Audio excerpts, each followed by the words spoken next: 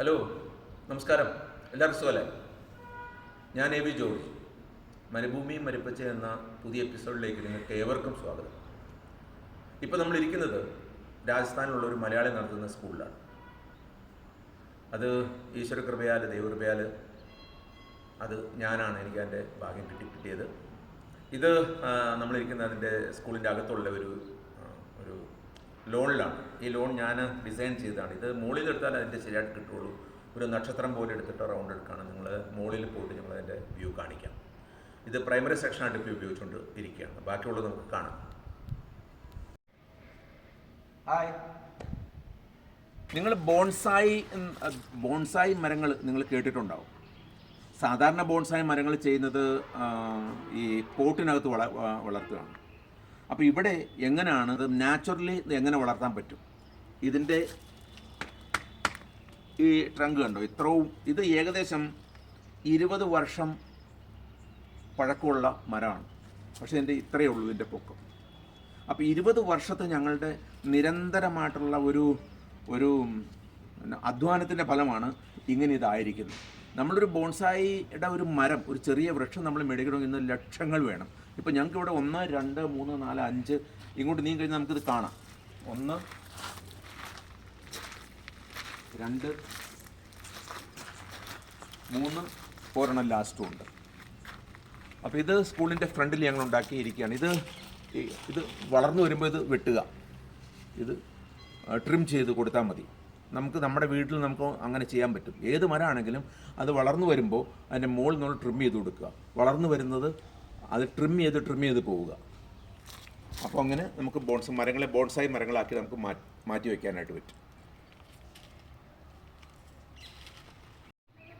2 cent സ്ഥലത്ത് എങ്ങനെ ഫലപ്രദമായ കൃഷി നടത്താം, അതും രാജസ്ഥാനിൽ, എന്നെ സംബന്ധിച്ചുള്ള അതൊരു വെല്ലുവിളിയായിരുന്നു.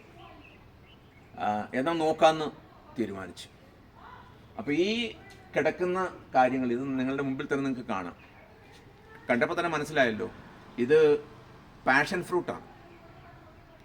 എനിക്ക് തോന്നുന്നു ഇത് ഫ്രഞ്ച് പാഷൻ ഫ്രൂട്ടിൻ്റെ ഇനത്തിൽ വരുന്നതാണ്. ഇതിപ്പോൾ അത് വിളയുന്നതിന് മുമ്പ് പച്ച കളറാണ്. എന്നാൽ വിളഞ്ഞു കഴിയുമ്പോൾ ഇതിന് വയലറ്റ് കളറാവും. ഇവിടെ ഒന്ന് സൂം ചെയ്ത് ഇത് വേണമെങ്കിൽ കാണിക്കാം.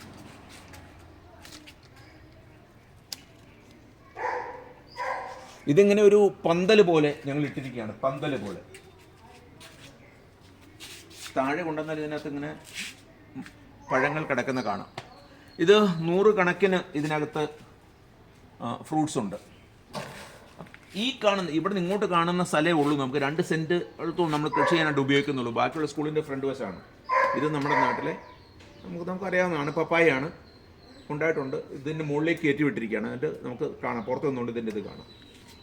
ഇതിനോട് ചേർന്ന് ഞാൻ വെച്ചിരിക്കുന്നത് ബദാമാണ്. ബദാം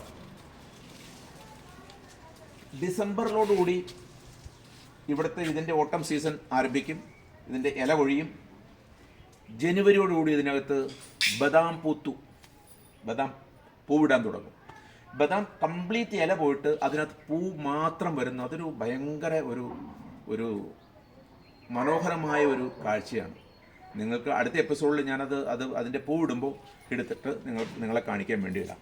ഇനി ഈ സ്ഥലത്ത് ബാക്കിയുള്ള കൃഷികൾ കൂടി നമുക്ക് നോക്കാം. കഴിഞ്ഞ എപ്പിസോഡിൽ വനമായി ഞാൻ ഉണ്ടാക്കിയിരിക്കുന്ന സ്ഥലത്ത് മഞ്ഞളാണ് ഇട്ടിരുന്നത്. ഇവിടെ ഇഞ്ചി കൃഷി നടത്തിയിട്ടുണ്ട്.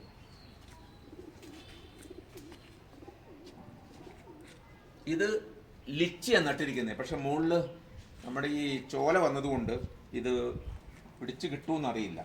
ഇതിന് നടുക്ക് മുന്തിരി ഉണ്ടായിരുന്നു. മുന്തിരി നട്ടിട്ടുണ്ട്.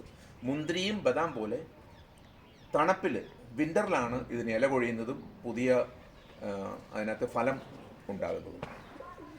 ഇത് മറ്റൊരു പാഷൻ ഫ്രൂട്ടാണ്. ഇത് ഏത് ഇനത്തിൽ വരുമെന്ന് എനിക്കറിയില്ല. ഇതിൻ്റെ കളറ് ഇപ്പോൾ പച്ച കളറാണ്. ഇതിൻ്റെ ഷേപ്പിനൊരു ചെറിയ വ്യത്യാസമുണ്ട്. ഇതിൻ്റെ ഷേപ്പ് ഇത് അല്പം ഓവൽ ഷേപ്പാണ്. ഇവിടെ കാണിച്ച് ഇതിന് ഓവൽ ഷേപ്പ് ഉള്ളതാണിത്. അപ്പോൾ ഇത് വിളഞ്ഞു വരുമ്പോൾ ഇതിൻ്റെ കളറ് മാറുമായിരിക്കും, അറിയില്ല എങ്ങനെയാണെന്ന്. എന്താണെങ്കിലും ആദ്യത്തെ സംരംഭമാണ്. അതിനോടുകൂടെ സപ്പോർട്ട, ഞങ്ങളിവിടെ ചിക്കു എന്ന് പറയും, ഇതുണ്ട്. അപ്പോൾ ചിക്കുണ്ട്. ഇതിനകത്ത് ഇവിടെ അഞ്ചീർ എന്ന് പറയുന്ന അത്തിയുണ്ട്. അതിന് അപ്പുറം ഈ സൈഡിൽ ഈ കാണുന്നത് കിനുവാണ്. നമ്മുടെ നാട്ടിൽ ഓറഞ്ചിൻ്റെ ഒരു വിഭാഗത്തിൽ വരുന്നതാണ്. അപ്പോൾ ഇവിടെ നട്ടിരിക്കുന്നത് നോക്കിക്കഴിഞ്ഞാൽ 2 സെൻറ്റിൽ ഞാൻ നട്ടിരിക്കുന്നത് ബദാം, ഓറഞ്ച്, പപ്പായ, 2 പാഷൻ ഫ്രൂട്ട്, ലിച്ചി, സപ്പോട്ട എന്ന് പറഞ്ഞാൽ ചിക്കു, പിന്നെ അത്തിമരം, കറിവേപ്പിൻ്റെ 1-2 ചെറുത് വേറെ ഉണ്ട്, മുളക് നട്ടിട്ടുണ്ട്.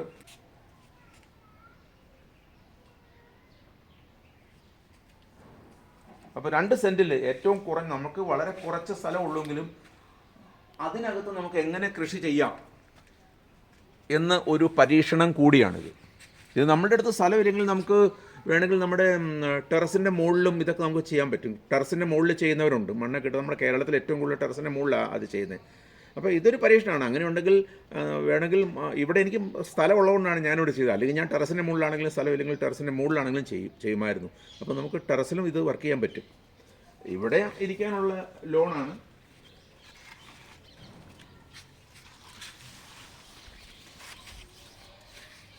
ഇവിടെ ഈ പോട്ട്സ് വെച്ചിട്ട് ഗംല എന്ന് പറയും. ഈ ഗംല വെച്ചിട്ട് ഇവിടെ ബാക്കിയുള്ള സ്ഥലങ്ങൾ ഞങ്ങൾ ചെയ്തിട്ടുണ്ട്. ഇത് നമ്മുടെ നാട്ടിലുണ്ടോ എന്ന് എനിക്കറിയില്ല. ഇതിന് രാത് കി റാണി എന്നാണ് പറയുന്നത്. രാത് കി റാണി. ഇത് സാധാരണ ആൾക്കാർ വെച്ച് പിടിപ്പിക്കാത്ത ഒരു ഔഷധ ചെടിയാണ്. ഒരു വീട്ടിലും ഇത് കാണില്ല. ഇതിന് രാത്രിയിലാണ് ഇതിൻ്റെ പൂ ഉണ്ടാകുന്നത്. ഈ പൂ രാത്രിയിൽ വിടർന്നാൽ ആ പ്രദേശം മുഴുവൻ മനോഹരം എന്നാണോ പറയുന്നത്, അത്ര നല്ല സുഗന്ധമായിരുന്നു ഇതിന് അത്ര നല്ല മണമാണ്. നമ്മളെ അത്ര ആകർഷിക്കുന്ന മണമാണ് ഇതിന്. നല്ല സുഗന്ധമുള്ള ഒരു ചെടിയാണ്. അതുകൊണ്ട് ഇവിടത്തുകാർക്ക് പേടിയായി യക്ഷി ഇറങ്ങുമെന്ന് പറയും.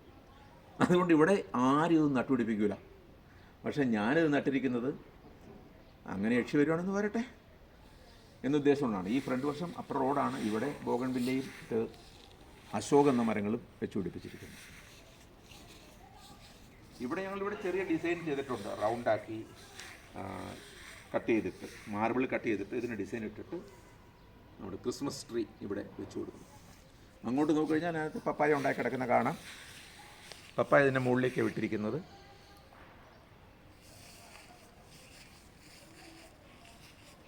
അപ്പോൾ ഈ എപ്പിസോഡിൽ ഇത്രയും നമുക്ക് കണ്ടതിന് ശേഷം അടുത്ത എപ്പിസോഡ് നമുക്ക് കാത്തിരിക്കാം പുതിയ അനുഭവങ്ങളുമായിട്ട്. ഞങ്ങൾ അടുത്ത എപ്പിസോഡിൽ രാജസ്ഥാനിൽ വെള്ളം ഇല്ലാതിരുന്ന ഒരു കാലഘട്ടങ്ങളിൽ, എന്ന് വെച്ചാൽ ബോർവെൽ കുഴിക്കാൻ പറ്റാതിരുന്ന ഒരു കാലഘട്ടങ്ങളിൽ എങ്ങനെയാണ് വെള്ളം ഉപയോഗിച്ചുകൊണ്ടിരുന്നത്, 200-300 കൊല്ലം പഴക്കമുള്ള സ്റ്റെപ്പ് വെൽ കിണറിലേക്ക് ഇറങ്ങിപ്പോകാവുന്ന അതിമനോഹരമായി. ഇപ്പോൾ അതെല്ലാം കേടുപാടായി കിടക്കുകയാണ്. ഒരു ഭാഗത്തുണ്ടത്.